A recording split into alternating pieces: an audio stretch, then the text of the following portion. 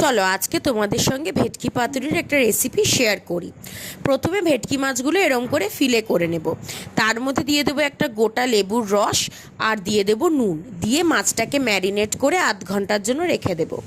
অন্যদিকে একটা বাটিতে নিয়ে নেব কালো সর্ষে, সাদা সর্ষে, কাজু বাদাম, পোস্ত আর তিল। এইবারে আরেকটা হাফ নারকোল নেব।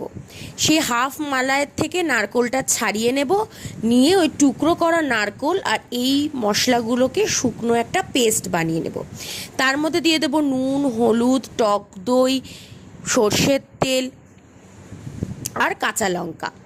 এইবারে ওটারও একটা পেস্ট করে নেব। পেস্টটা একটু থিক হলে ওই পুরো পেস্টটাই মাছের মধ্যে অ্যাড করে দেব, দিয়ে মাছটাকে ম্যারিনেট করে রাখবো 2 ঘন্টার জন্য। তার মধ্যেই কলা পাতাগুলোকে গরম জলে ভাপিয়ে রাখবো।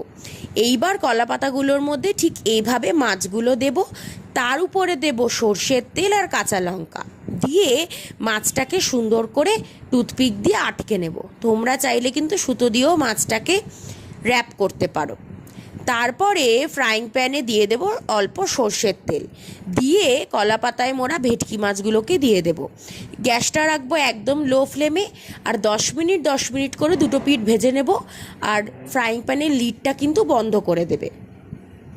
ব্যাস তৈরি হয়ে যাবে গরম গরম ভেটকি পাতুরি। ভাত দিয়ে খেতে কিন্তু দারুণ লাগে।